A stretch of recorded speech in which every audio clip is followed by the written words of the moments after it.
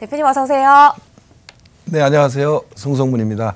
한 해가 저물어가고 있습니다. 마무리들 잘 하고 계시죠? 또 오늘 1시간 동안 여러분들 부동산 고민 상담, 또 여러분의 부동산에 대한 어떤 모든 것들 궁금하신 거 전화 주시면 1시간 동안 열심히 한번 해보겠습니다. 네. 한 해를 정리하는 타임이기도 하지만 또 새로 오는 한 해를 맞이하는 그런 시기이기도 한 것 같습니다. 자, 부동산 시장에 올 한 해 정말 여러 가지 제도들이 발표가 되면서 2019년 다가오는 새해부터는 좀 달라지는 변경되는 제도들이 좀 많이 있는 것 같습니다. 여러분이 좀 오해하시기 쉬운 또 착각하시기 쉬운 변동되는 내용 어떤 것들이 있는지 대표님 이 시간 통해서 알기 쉽게 정리를 좀 해주실까요? 네. 부동산 시장이 이제 한 해가 지나가면서 새해부터 바뀌는 것들이 굉장히 많습니다. 그런데, 지금 올해를 한번 이렇게 좀 돌이켜 본다 그러면 일단은 작년 2017년도 파리 부동산 대책 나온 이후로 부동산 시장이 조금 관망세를 보이다가 작년 말부터 또 올 상반기에 가격 자체가 굉장히 급등을 했습니다. 서울 수도권 아파트 가격이 많이 올랐죠. 그런 가운데서의 또 3분기에 또 9.13 부동산 대책을 발표하면서 현재까지는 관망세가 조금 이어지고 서로 눈치 보기 장세가 좀 펼쳐지고 있는 것 같습니다. 그래서 전반적으로 시장은 좀 안정세가 좀 유지되고 있다 이렇게 좀 보면 될 것 같고요. 그래서 시장 자체는 9.13 대책에서 지금 얘기됐던 예고됐던 정책들이 내년부터는 본격적으로 시행이 됩니다. 그래서 그런 부분들이 세금 관계라든가 대출 또 어떤 청약에 관련 이런 것들이 바뀌는 부분들이기 때문에 이런 부분을 조금 다시 한번 되짚어보고 또 시작되는 얼마 남지 않은 2019년 준비를 해보는 게 맞다라고 생각이 듭니다. 그래서 2019년도 바뀌는 내용을 조금 정리해 보겠습니다. 자, 일단은 세금 문제입니다. 세제에 대한 얘기인데 종합부동산세가 인상되는 거 다 알고 계신 얘기인데 종합부동산세 과연 뭐냐. 일단은 공시가격이 있고요. 공시가격에서 공제를 합니다. 실질적으로 모든 사람이 종부세를 내는 건 아니고요. 1주택자는 9억까지 또 다주택자는 6억 이 정도를 공제를 하고 또 여기다가 공정시장가율이라는 게 있죠. 현재는 80% 적용인데 내년부터는 또 바뀌게 되죠. 여기에 세율을 적용을 하는 겁니다. 그래서 모든 사람이 내가 갖고 있는 집이 있다고 해서 무조건 종부세를 내는 건 아니고 공시가격이라는 건 아시다시피 아파트 같은 경우에는 지금 한 70% 정도 선을 보면 됩니다. 그래서 예를 들어서 10억짜리 정도의 아파트를 갖고 있다 시가 그러면 공시가격은 한 70% 한 7억 정도로 잡히는 것이고 거기서 내가 다주택자라고 하면 실질적으로 6억을 공제를 받고 또 1주택자라고 하면 9억까지 공제를 받습니다. 그러니까 그 미만은 종부세 대상이 아니라고 보면 되는 거겠죠. 거기다가 공정시장가율이라는 거는 이 가격에다가 80% 그러니까 시세 현재 가격에 대한 비율을 80%로 적용을 해준다는 건데 다음에 얘기도 있겠지만 80%에서 내년부터는 5% 상향을 합니다. 그래서 공정시장가율 비율이 85%가 되고 1년마다 5%씩 해서 앞으로 4년 후에는 공정시장가율이란 말이 없어지겠죠. 그냥 100%가 되기 때문에. 그래서 이런 게 되는 거고 그다음에 세율을 올렸습니다. 그래서 이런 세율이 조금 구간별로 좀 차이는 있긴 한데 이제 그런 부분에 대해서 얘기를 드리는 건데 일단 3억에서 6억 구간이 신설이 됐습니다. 과거보다. 그래서 신설이 된 구간이 있기 때문에 0.7% 지금 세율을 적용하는 구간이 생겨서 좀 부동산 가격이 낮은 부동산을 갖고 계신 분들도 가격이 소폭 상승할 수밖에 없는 이런 구조를 가졌다라고 보면 될 것 같습니다.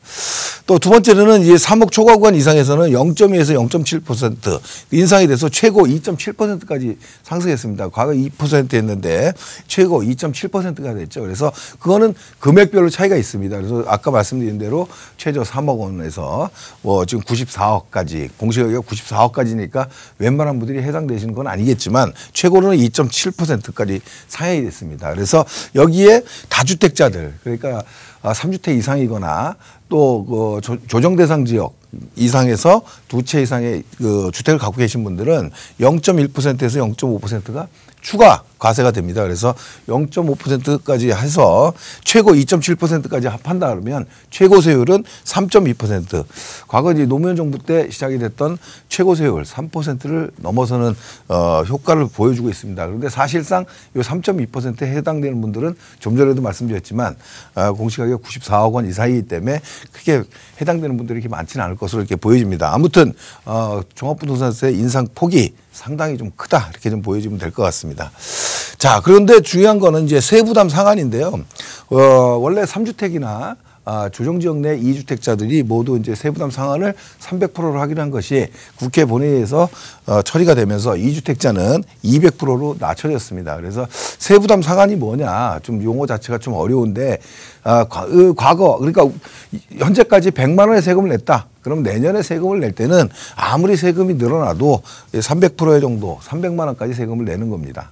그리고 또 2주택자는 세부담 그러니까 100만 원을 냈었다 그러면 200만 원 세금이 250만 원 300만 원이 된다고 해도 상한은 200%로 적용이 됐다. 그래서 2주택자한테 다소 완화적인 이런 어떤 세제 개편이 이루어졌다 이렇게 보면 될 것 같습니다. 다음은 또 공정시장가율 아까 좀 전에 말씀드렸듯이 종합부동산세가 공시가격에서 공제액을 빼고 공정시장가율을 한다는데 5%씩 점진적으로 인상을 해서 100% 현실화하겠다라는 걸 말씀을 드렸고요. 그다음에 연간 2천만 원 이하의 주택 임대소득에 대해서 분리과세를 한다. 지금 이 얘기는 지금 올해까지는 임대소득 주택을 월세를 받으면서 하고 있는 분들이 2천만 원까지는 비과세였습니다. 근데 내년부터는 과세를 한다는 얘기죠. 그런데 과세를 하는데 내가 세금을 과연 얼마나 낼 것이냐 굉장히 궁금하신 분들이 많은데 사실은 그렇게 큰 영향을 내긴 냅니다. 한데 크게 적용될 것 같지는 않습니다. 그래서 지금 필요경비 인정률이 60%에서 50% 또 기본공제가 400만 원에서 200만 원 이렇게 써놨는데 결국 뭐냐면 주택임대사업자를 냈을 때는 인정 비율을 60%하고 기본공제를 400만 원을 해준다. 또 임대사업자 등록하지 않은 분들은 인정 비율을 50% 기본공제 200만 원 한다. 이건 무슨 얘기냐면 실질적으로 내가 2천만 원에 대한 임대소득이 있다 하면은 필요경비로 60%를 인정해 주는 거죠. 원래는 70%를 하려고 했었는데 좀 더 강화했다고 보면 될 것 같습니다. 60% 인정하면 1,200만 원까지 경비로 인정을 해 주겠다는 얘기죠. 1,200만 원 경비 인정. 거기다가 기본공제로 400만 원을 해 줍니다.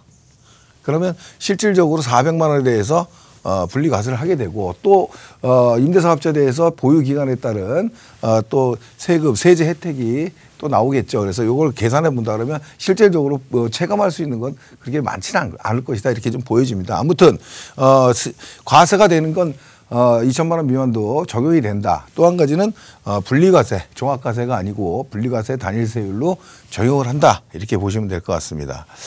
또 이 신혼부부에 대한 내용인데요. 이거는 조금 좋은 정책이죠. 신혼부부 생애 최초 주택으로 취득세를 50% 감면해 주는 내용이 있습니다. 그래서 신혼부부들이 생애 최초로 집을 매입한다 그러면 내년에 한해서는 취득세에서 50% 절반을 깎아주겠다. 이런 정책이 세제 개편의 내용에 지금 들어가 있습니다.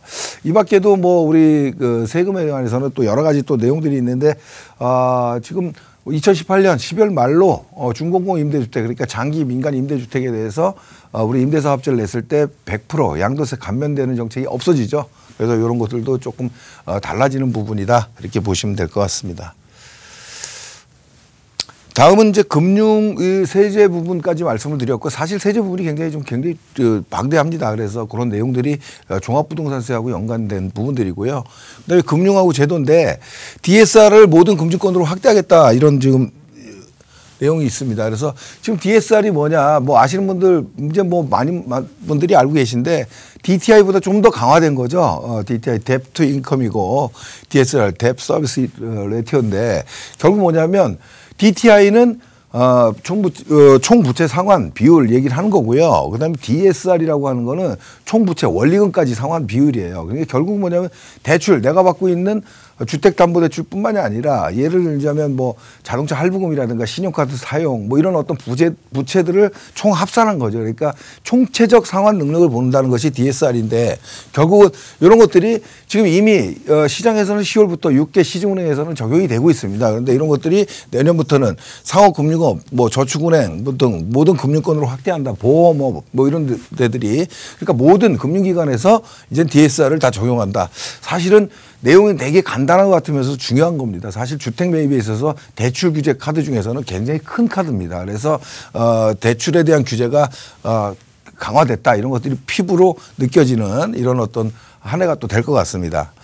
그 밖에 또 실거래가 신고 기간을 이제 30일로 단축을 합니다. 결국은 실거래가가 이제 시장에 또 반영되는 이런 시간들이 과거 60일로 했을 때보다는 조금 시장의 공정성이라든가 정확한 정보 전달이 굉장히 어렵기 때문에 현실적으로 30일로 단축을 했습니다. 그래서 이런 것들이 금융제도의 어떤 변화 이런 변화라고 볼 수 있겠고 좀 전에 얘기한 세금 부분 종합부동산세 연관된 그러니까 세금과 또 대출 또 청약제도 여기 말고 표시 안 한 건 내용이지만 청약제도가 이제 개편이 됐죠. 그래서 주택 공급에 관한 규칙 시행령이 개정이 되면서 작년 2018년 12월부터 바뀌었습니다. 그래서 무주택자한테 기회를 많이 주게 되고 또 입주권이라든가 분양권을 갖고 계신 분들이 사실은 이제 청약에서 굉장히 좀 불리하게 유주택으로 인정을 받습니다. 그리고 무주택자한테는 반대로 또 기회가 되는 거겠죠. 그래서 2019년도에서 청약을 하시는 분들 입장에서는 좀 더 적극적으로 좀 청약에 임하시는 게 좋을 것 같습니다. 그래서 많이 도움이 될 것 같아요. 그래서 간략하게나마 이렇게 좀 정리를 해봤는데 결국은 세금과 또 대출 또 청약제도 이런 것들이 변화가 되면서 조금 규제 일변도로 가는 건 맞습니다. 그 굴산 대책이 시행이 되고 있다 이렇게 보는 것이고 또 이런 것들이 시행이 되면서 주택시장 자체는 실질적으로 아파트값 자체는 제가 봤을 때는 약보합세 내지는 좀 하향 안정세로 갈 확률이 굉장히 높습니다. 그래서 이런 것들이 거래량에 좀 영향을 많이 줄 것이고요. 그래서 거래가 많이 감소될 것이고 이런 흐름 자체가 일정 기간 조금 더 유지되지 않겠나. 그래서 실제적으로 정상적인 거래가 이루어질 수 있는 이런 어떤 흐름 자체는 하반기 시장 이유가 되지 않을까 이렇게 좀 보여집니다. 그래서 급등이라든가 뭐 이런 것들은 기대하기 어렵기 때문에 부동산을 투자 목적으로 서울 아파트 시장을 투자 목적으로 보고 계신 분들은 투자 포인트를 조금 달리 가져가는 방법도 좀 굉장히 적절한 시점이 아닌가 이렇게 좀 보여집니다. 아무튼 내년 시장 굉장히 어렵다고들 하지만 부동산 시장은 지나고 보면 또 이런 것들이 위기가 왔을 때 또 기회가 되는 어떤 시장이 되기도 합니다. 여러분들 현명한 판단하시고 또 이런 저희 방송을 통해서 또 여러분들 많은 정보도 많이 알아가시고 또 상담을 통해서 전문가들과 상담을 통해서 좋은 어떤 판단을 하시는 데 도움이 되기를 바라겠습니다.